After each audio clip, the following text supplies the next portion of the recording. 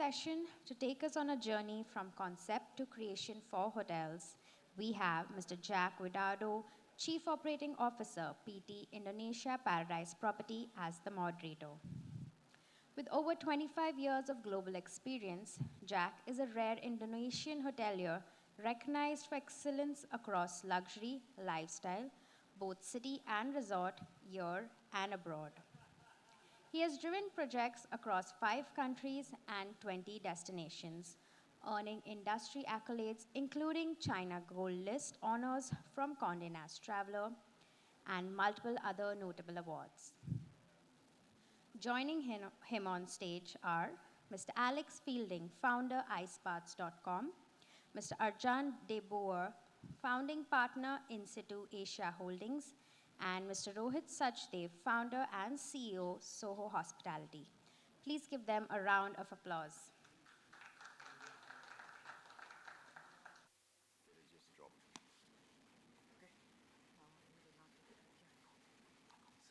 Okay, maybe just leave it there on the table. Thanks.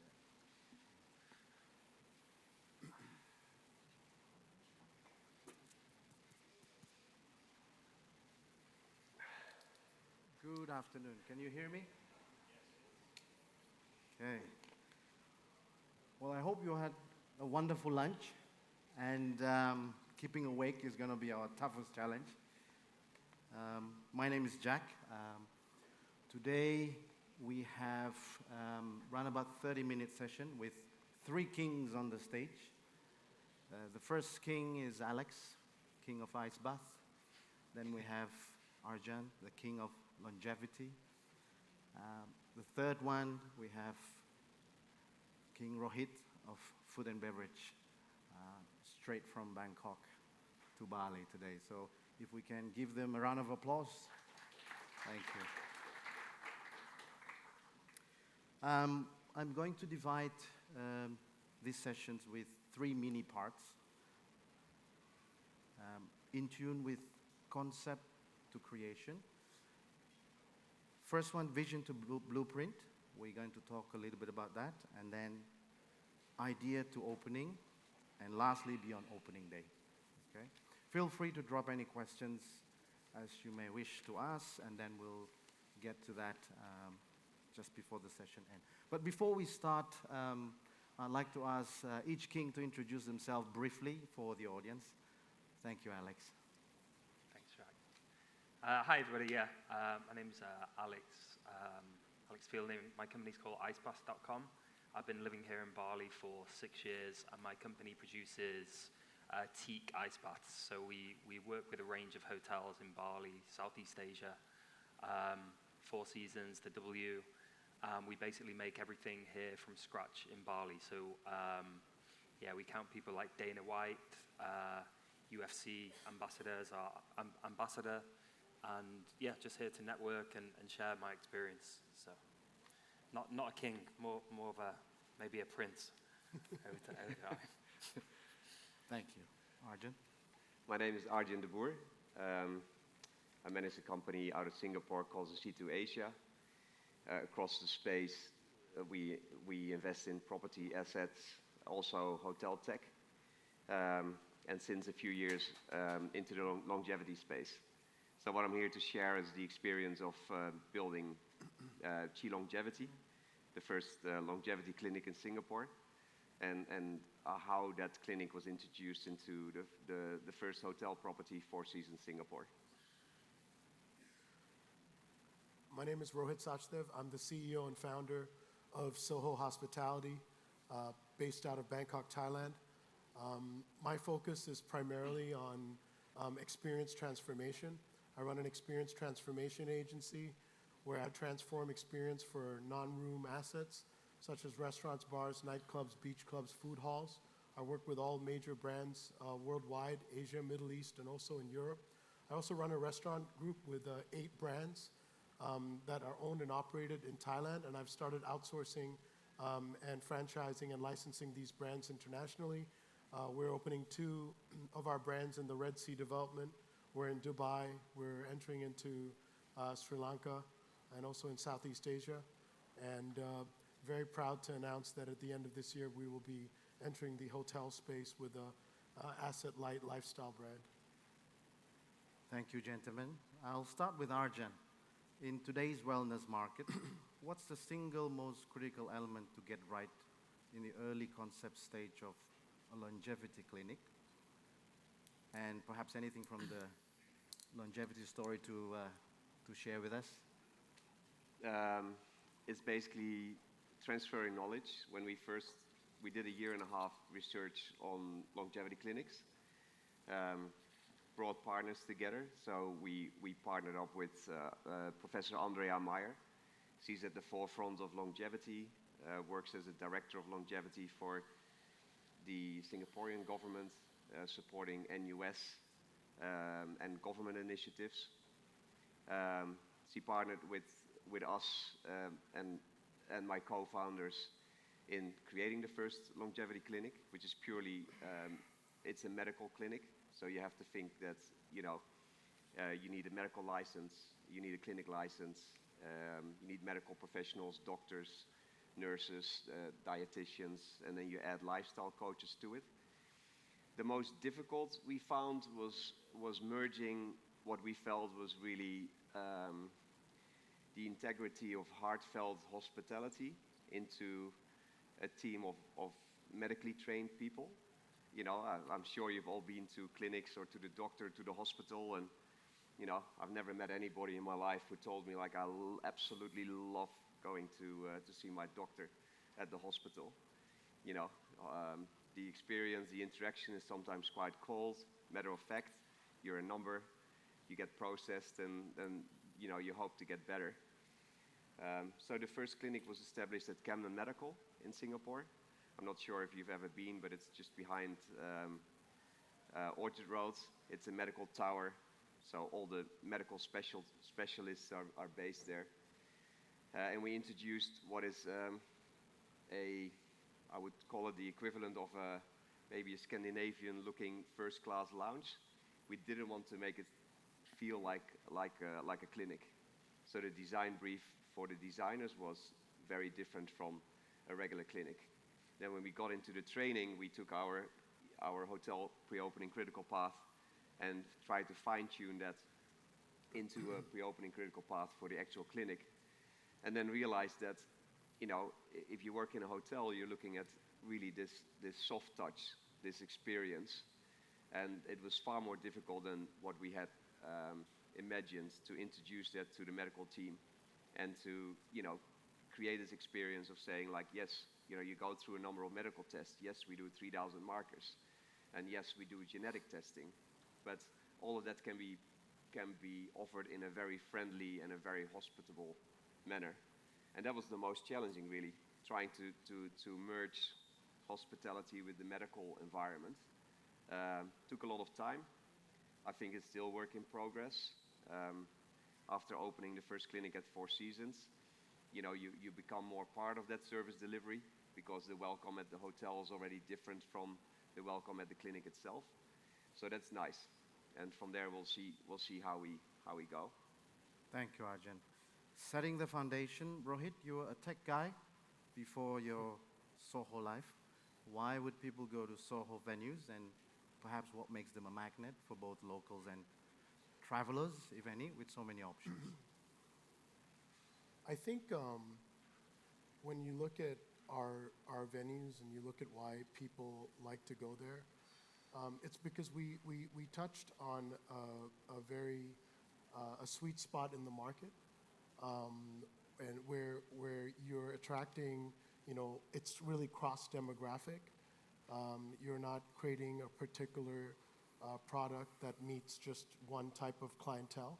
And what we did was we created this new segment of unpretentious, elevated social dining experiences, where the experience is not contrived. It's all based on storytelling. There's a layering of the experiences as you transcend, and when you're able to deliver that type of service, I mean, it's not any less than going to a fine dining restaurant in terms of the quality standards of service. But what you're doing, which is different, is you're allowing each demographic to enjoy the experience as they like it. You're not forcing them in any way or any direction. And so when you come to a SOHO restaurant, you could have a Gen Z enjoying a certain type of experience. You could have an affluent person enjoying a different type of experience. But they're all enjoying the experience there, and they're coming there. And the first thing is, like I said, it's backed by storytelling. The second thing is that, deeply rooted at the back of everything we do is about creating human connection. And we try to deliver that with every experiential moment that you have at our restaurant. It's not only about the food, it's not only about the music, but it's about how everything comes together to deliver that experience. And that's why people come to our restaurants again and again and again. Thank you. Alex, from vision to blueprint. First of all, ice bath for anyone that has or has not tried ice bath. Perhaps we'd like to see a raise of hands who have tried ice bath. Wow, I'm Very surprised. few. I'm Yeah. surprised that's Yeah, me too. Seriously? That's the only number of people done an ice bath? Wow, okay. Very few. What Lots of about, room for growth. I thought it was a lot more. Yeah, I me did. too. okay, what about cold plunge? Okay, there's more cold plunge than ice bath. So there's a bit of a education here. You need to Yeah, ask it's them what they mean by interesting. a cold plunge. Okay, Alex, perhaps introduce us a bit on ice bath restriction. Yeah, it's interesting, like the difference between, I saw then a lot more people put up their hands for cold plunge versus ice bath. I think just based on like Google data, the terms are actually used interchangeable. It seems to be like in the US, most people use the word cold plunge, and outside of the US, people are using the word ice bath. It's basically just because one of the largest companies in the US that sells ice baths is called plunge.com. So yeah, I view the two terms as basically the same. Essentially, if you're getting in water under 10 degrees, it's an ice bath / cold plunge. So yeah, hope that clears that up. What was the question, sorry? Thank you. So any restriction, disclaimer for anyone that's yet to try? Why should everybody in the public? Yeah, why should they do? Why should they be doing try it? Benefits. the ice Oh, bath okay. Well, regularly? we have these. I basically see the ice bath trend as kind of the same as treadmills and gyms in kind of the 1970s or something like that. Whereas hotels and people kind of were just getting into like a fitness revolution in the 60s and 70s, and then that basically had slow, stable growth over the course of the next couple of decades. Even here with everyone working in five-star hotels and presumably from pretty affluent backgrounds, it's safe to say that the vast majority of the room didn't put their hand up. So I just see we're at the start of the very cusp of a kind of recovery revolution in terms of sauna, ice bath, InSitu being a part of it for longevity. And I think in 20, 30 years' time, it will be a staple of what hotels have to offer. And for those of you that haven't tried it, I encourage it. Bali's probably one of the best places in the world if you're traveling here from outside of Bali in terms of like per capita ice bath usage. I don't know of anywhere else in the world that has more ice baths. So yeah, having a sauna and ice bath, there's heat shock proteins that you get from going in a sauna after 20, 25 minutes. And on the flip side for ice baths, there's proteins that are activated in your body when you're in water colder than 10 degrees for 2 or 3 minutes. And it's great for longevity, great for skin, circulation. And I encourage people that haven't put their hand up to try it. Yeah. Thank you, Alex. Just to continue on, how can developers use wellness and recovery facility as true point of differentiation there, as opposed to just ticking the spa box? Yeah, I think like a lot of the spas in hotels So we work with a range of different hotels in Bali, from you know, luxury hotels like Four Seasons down to 2 or 3 star hotels, and it seems that kind of like the spa area in hotels is kind of like a yoga mat or a massage room, and these things were built like 15, 20 years ago, and they're very personal spaces where individual pursuits, where you go in, you have a treatment of some sort on your own. And I think the way the spa area will probably evolve over the course of the next 10 years is that it will become a lot more communal. You know, there's something to kind of like going in a sauna with someone that you don't know in your swimwear and having like a pretty cool conversation. And I think the sauna, the ice baths, it will become more of a communal activity as opposed to right now. Spas are looking at this of like, okay, you know, especially in cities, I'll put an ice bath in this room, and people can go and pay to use an ice bath. But I don't think, from my experience, it's the best way to actually use it. It's quite a social activity, especially, you know, if you're with a family, friends. People like to see you do it at the same time. It's nice to be. I think it lives by the side of a pool, to be honest with you. So. Okay, thank you. Yeah. If you look at the younger generation, and sorry to say that I'm not saying that we have an older group of people here, but everything they do today is about community. Whether it's going to gym, whether it's going to, you know, CrossFit or anything like that. And even going, like you said, it really is about that perception of community. And so if you want to create a brand, it doesn't matter whether you're in a longevity ice bath or you're an F&B, you need to understand that the Gen Z demographic has flipped the script on everything we knew and did in the hospitality industry. And unless we're going to wake up to that today, we're going to find a lot of brands being caught with their pants down over the next 5 to 10 years. And the day that switch really takes place means that it hits a tipping point. It'll be too late for those brands to evolve. And so this is super important as we look at where things are going in terms of trends. Thank you. Okay, we're going to move on quickly to idea to opening.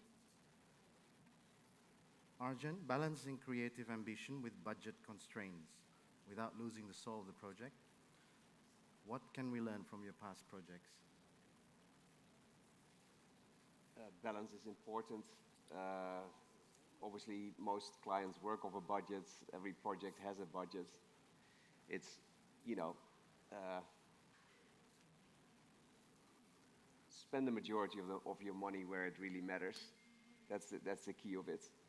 Like, you know where your revenue is generated. You know what your KPIs are. You know what covers you need to reach, whether that's F&B related or, you know, what occupancies you need to run in your hotels, etc. We have clients that talk to us about, you know, they're asking us what is the right mix between occupancy and ADR. And the answer to that is, do you want to be 95% occupied most of the time?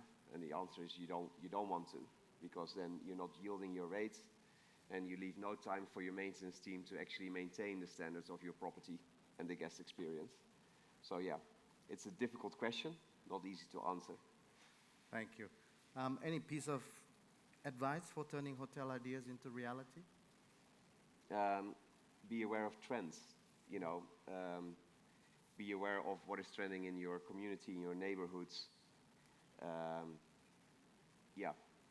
Okay, thank you.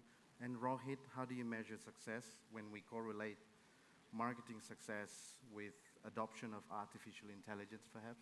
Yeah, I think we talk a lot about the hardware side, whether in your hotel or restaurants or whatever you may be doing. We tend to talk a lot about the setting up of the hardware, you know, putting that restaurant together, investing the CapEx, getting it up to running. But what we fail to realize is the complexity of marketing, and how digital marketing and the whole notion of running a marketing organization has evolved so much over the last couple of years. I mean, we went from traditional marketing to digital marketing. We were sitting with Facebook and Instagram, and then TikTok came out with all their strange algorithms, and we were caught, with a new approach to reach the younger demographics using this platform, but we didn't know how to do it. Slowly, we understood how the algorithms worked, and now AI's come in. There was a research done that recently said that with the advent of AI and the ability to create AI videos really, really fast using all these tools, VO, 𝐂𝐤𝐬𝐿, 𝐂𝐫𝐤𝐬, we're going now from 400 million pieces of content being rolled out per day to 1 billion pieces of content. When we were at 4 billion, consumers were already overloaded with content, and now we're going to 1 billion pieces of content per day. Now, what's going on in your marketing organizations? You guys are just spending all this money, throwing it out, and you have no way to know where this money is going and which basket it's going in, and whether the returns are coming back to your organization in terms of revenues or not. And this is very, very scary because a lot of money is being wasted. And the only way to solve this problem is to cut through the noise. If you want to cut through those 1 billion pieces of content that's being rolled out, you have to have some of the smartest people in your marketing organization. And you've got to restructure the entire way in which you're doing your marketing. And you have to really, really look at each of the products that you're putting out in the market as a human being. Look at it as a human being, and then ask yourselves, what's the personality of this human being? What is the messaging of this human being? What is the tone of voice of this human being? And make sure the consistency of all those things that you're doing is razor sharp. Because the moment there is a lack of clarity in your messaging and the positioning of your product, and you're not, turning it into a clear, human being with all those, attributes that I talked about, you will not be able to reach out to your consumers. So it's really important. Yes, the hardware is important, but I want to emphasize how important the software is and how quickly the marketing landscape is evolving at the same time in which the consumer behavior evolutions are also evolving. It's very scary, and nobody's caught up.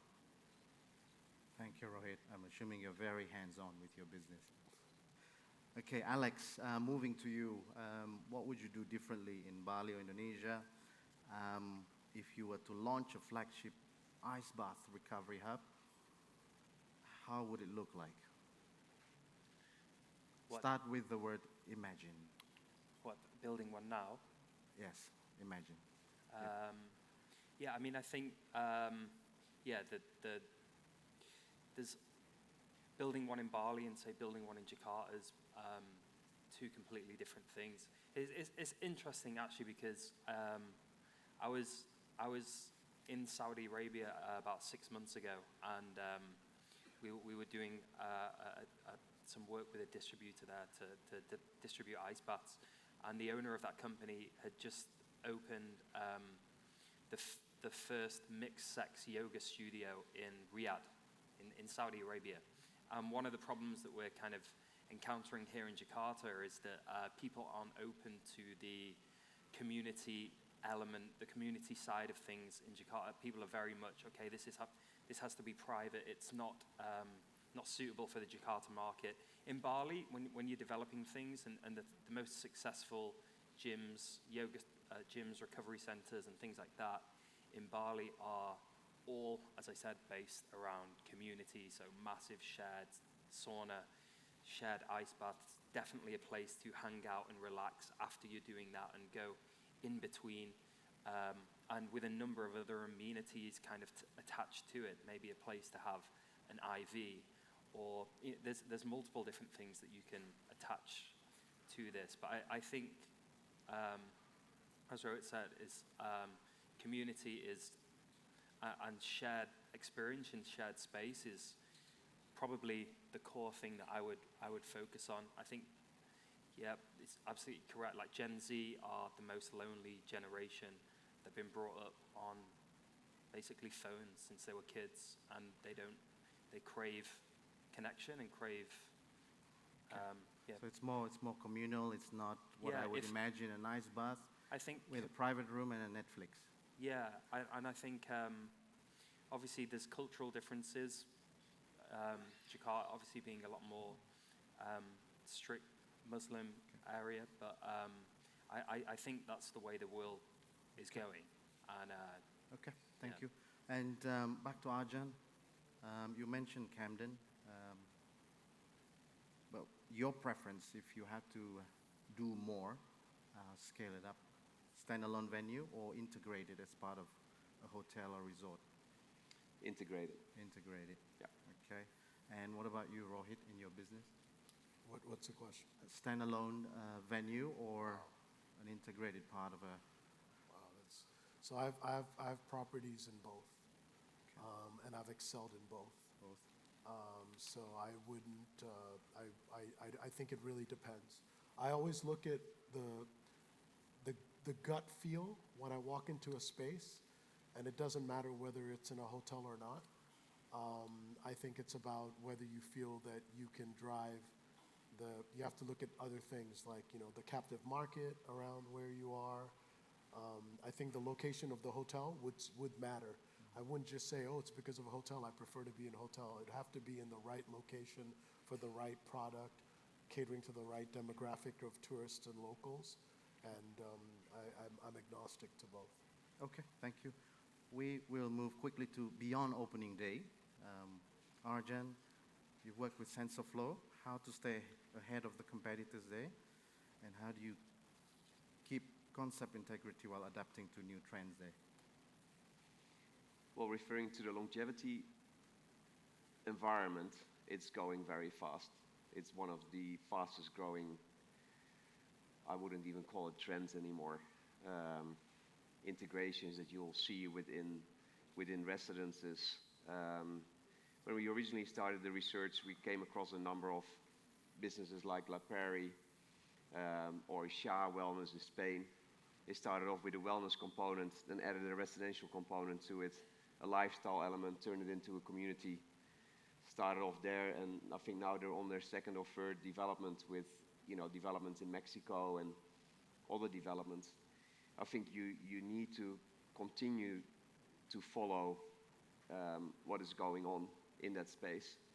So in Singapore, Professor Andrea, when she follows all the trends, she sits on multiple boards, she works with multiple governments. She has a Rolodex of professors through the States and Europe, and they share a lot of information. And when that information becomes scientifically proven, she's willing to immediately introduce that into the clinic.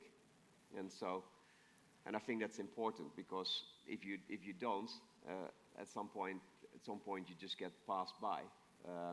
You need to stay relevant. You need to stay on top of what is developing.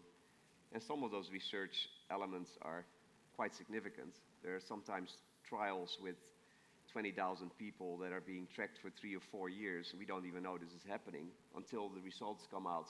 That gets shared in the medical world. And then eventually that comes down to, to regular publications and people that jump on that and find solutions and find sometimes medication or supplements or, additional training environments. It's a continuous learning process. One of the first doctors we hired in Singapore, he was fairly new to the longevity environment because nobody is trained for longevity per se. But he had a serious interest and a passion for it. So he joined the team, started developing the programs. And 6 months later, I spoke to him again, and we were talking about HYROX training. And HYROX is, after other elements in fitness, HYROX is taking over, quite significantly. You have, I think this weekend there's a HYROX event in Perth. There's been HYROX events in Singapore, in Hong Kong, in Bangkok as well. And they started off with 500 people, and now it's 6,000 people. And you look at it and you go like, okay, well, so I asked Dr. Leong, said, Dr. 𝐊𝐿, what do you think of HYROX? And he goes like, I've researched into it, I've looked into it further. And he said, when you do the sled push, and have you ever seen it on TV, or have you tried it, a sled push? You're pushing the sled, it's got 120 kilos or something on it. You push it down 25 meters and you push it back the other way. And he had found research that basically showed that this particular exercise was the most important exercise for a full body training. Now, when you see Dr. 𝐊𝐿, he's a typical Singaporean-looking doctor. He doesn't look particularly fit, but I've seen a change in him after 6 months of taking on a very different approach to training and a very, very different approach to workout and exercise. And, just like it goes with gyms and with wellness and with longevity and with hotels, they will continue to evolve. And so it's exciting, and it's a never-ending learning process. Thank you, Arjan.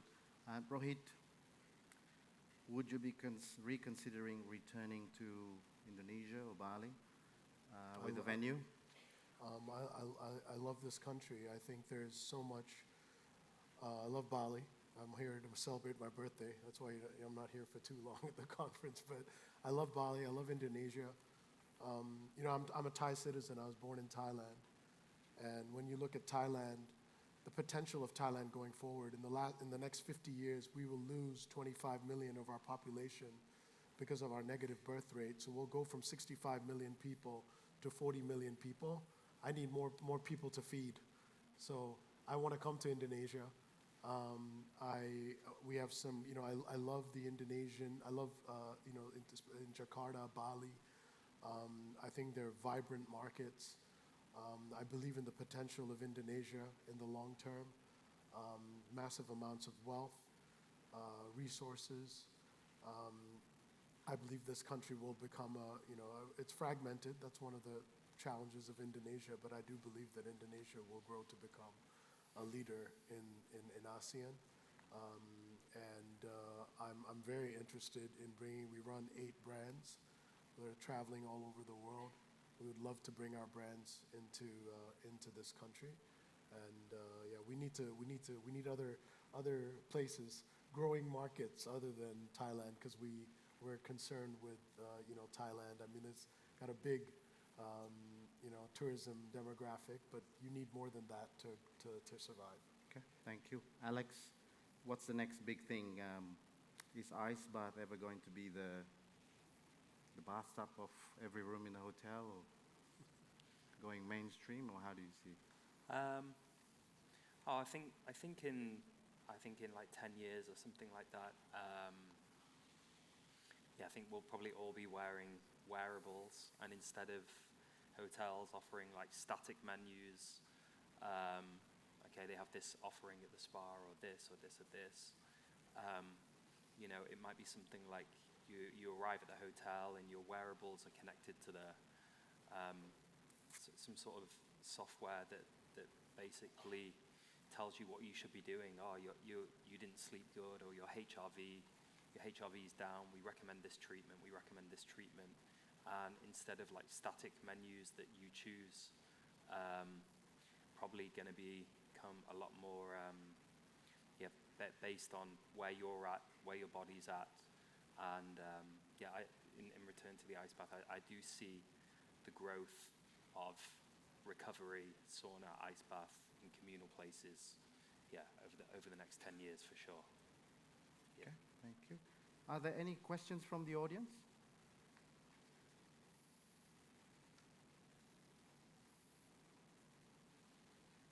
Going once, twice, 3 times, very attentive. Okay.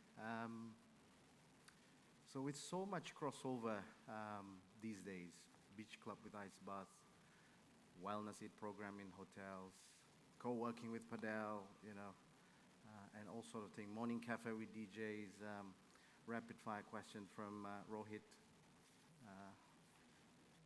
How do you see what's the next crossover? I just think that we need to look at our spaces as hybrid, adaptable spaces. We launched, I'll give you an example. We opened a nightclub in Bangkok called Apartment 101. It looks like a fashion designer's apartment. It's got this 70s retro design. And we operate it as a nightclub. It's got 3 rooms, and now we're building out 3 more rooms. And what we're going to do is we're going to turn the space into a social club. Okay. And we're going to democratize the whole notion of social club because there's never going to be a membership. Okay. And what we're doing there is we're going to be open from 10 a.m. till 2 a.m. From 10 a.m. till about 6 p.m., we're organizing our space to be for co-working, socializing, coming for a morning breakfast, picking up your coffee. We're hiring baristas, and we have all the connectivity for you to do that. We've taken one of our cocktail bars that doesn't open till 6 p.m., and it's going to be a quiet room where you can get noise cancellation headphones and just go into that dark room if you're doing the middle of your day. At 6 p.m., it turns to a cocktail bar. And then from 6 p.m. to 8 p.m., we're going to have speakers coming and talking about wellness, leadership. And then at 10 p.m., it's going to turn into a nightclub. So we are transforming a single 800 square meter space into a multitude of functionalities. It's adaptable. It's going to be, and what's going to happen once this all comes, now this is just theoretical at the moment, so Thank you. maybe next year I'll tell you whether it worked out. But what we're going to do is we're going to turn this entire space into a community. And what's going to happen is you're going to come in the morning, then you may end up working, and we're going to give you lockers that you can, put your things away so you can transit from working to going to the cocktail bar and then staying the night to party until 2 a.m. And we're going to build it all around community. Thank you. We look forward to that. Unfortunately, we are running out of time. Thank you, gentlemen. Thank you, audience. If I may close the session with a quote. A hotel life, like life itself, is born as an idea, grows through the challenge, and mature only if it has a soul. So thank you very much for your attention and time, and thank you, gentlemen. Thank you. Thank you.